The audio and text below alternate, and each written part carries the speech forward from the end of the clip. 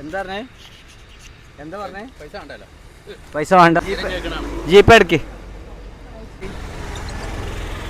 അതിൽ 20 നോക്കട്ടെ. 20 എന്നില്ലേ? 1000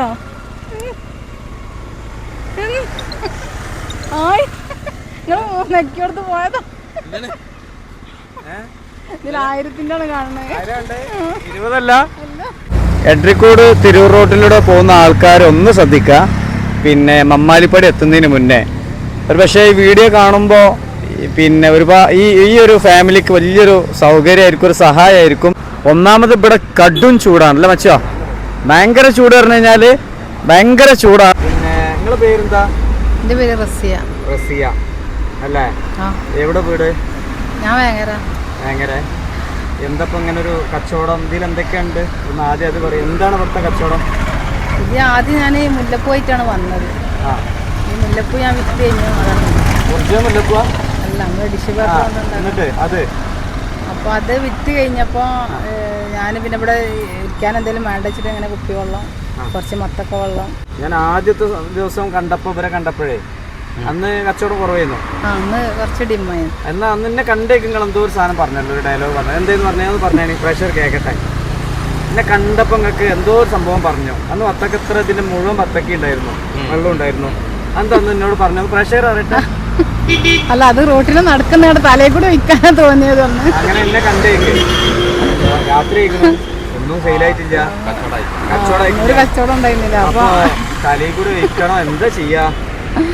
അങ്ങനെ ഒരു അവസ്ഥ. ആ ചില ദിവസം കച്ചവടം ഇല്ലാത്ത ദിവസം ഉണ്ടാവും, അത് വാങ്ങൂല. അപ്പൊ ചിലപ്പോ നമുക്ക് ബസ്സിന്റെ കൈ കൂടി ഉണ്ടാകാത്തൊരവസ്ഥ ഉണ്ടാവും. ആണല്ലേ? എന്താ നിങ്ങൾ ഇങ്ങനെ ഒരു കച്ചവടം ചെയ്യാൻ കാരണം? അത് ഒന്നുമില്ല, ഹസ്ബൻഡിന് സുഖമില്ലാത്തോണ്ട്. ഹസ്ബൻഡ് ഇങ്ങനെ ഇതേമാതിരി വീണുങ്ങാണ്ട് കൈയും കാലൊക്കെ തളർന്നതാ.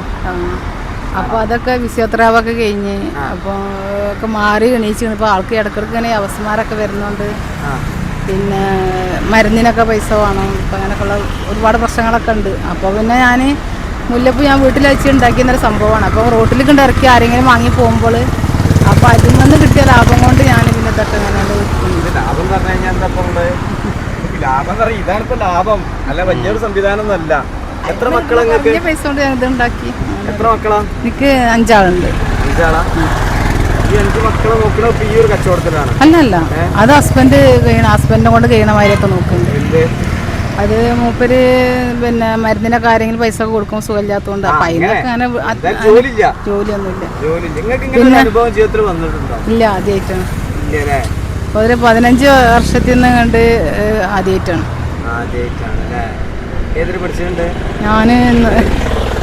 ഞാൻ 4ാം ക്ലാസ് വരെ.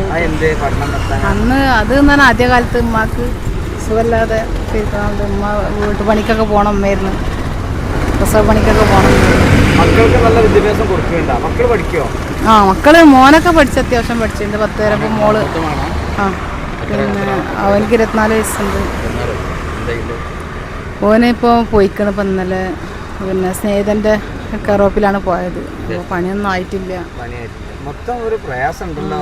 നിങ്ങള് ശരി ഉണ്ടെങ്കിലും കണ്ണുകളില് അത് പറയണ്ട.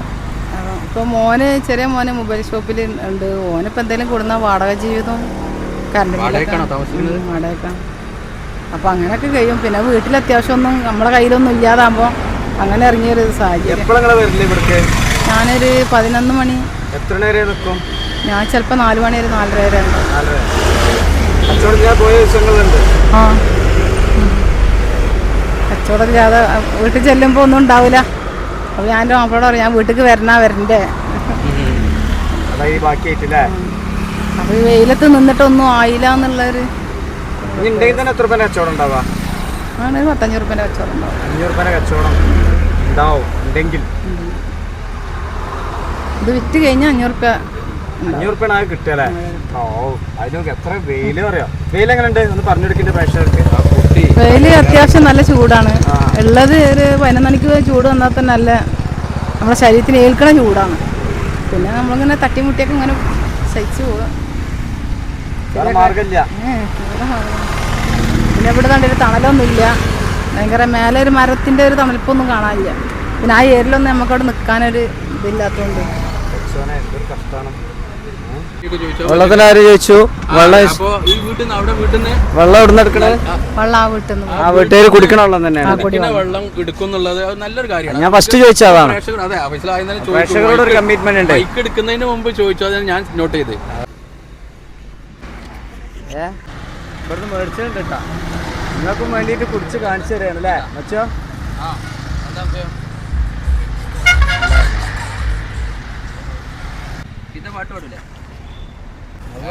എങ്ങനെയുണ്ട് ഓട്ടിയ?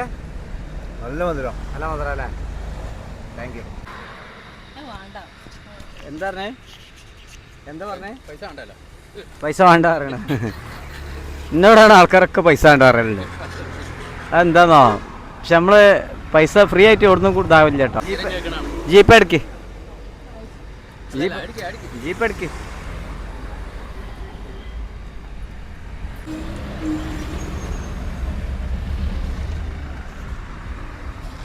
എത്ര വേണ്ടേ? 30. കുറയോ? പൈസ കുറച്ച് തരാം. 20 ഉറുപ്പുള്ളല്ലോ കേട്ടെ. പൈസ വേണ്ട പറഞ്ഞ് 30 പറഞ്ഞ്. സമാധാനത്തിനാണ് 20 ഉറുപ്പ പറഞ്ഞത്.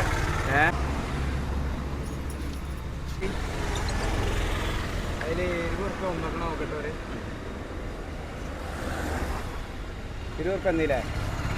1000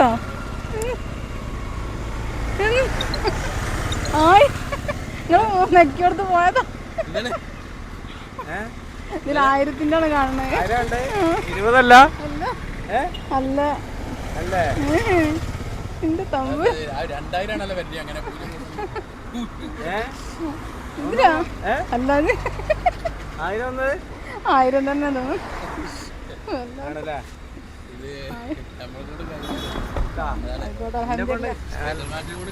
ഇത്രയൊക്കെ കഴിയുള്ളൂ അല്ലേ? ഇനി ഞാൻ ചെയ്തത് എന്തിനാരോ? ആൾക്കാർ വന്ന് വത്തക്കള്ളം കുടിക്കാനും വേണ്ടിയാട്ടാ അല്ലേ? മറ്റു സ്വകാര്യത്തിൽ എന്തോ കൊടുത്തല്ലോ. പോട്ടല്ലേ? സാറില്ല, ഒക്കെ റാത്താവട്ടെ കേട്ടാ. അങ്ങനത്തെ ഒരു ഫീൽ വന്നാ? സങ്കടം വന്നാ? അതൊക്കെ എന്താ സത്യം പറഞ്ഞാലേ നമ്മളിങ്ങനത്തെ പറയാ വീഡിയോ ചെയ്യാം. അതേപോലെ നമ്മുടെ നാട്ടിൽ തന്നെയാണ്, അതാണ് പ്രശ്നം.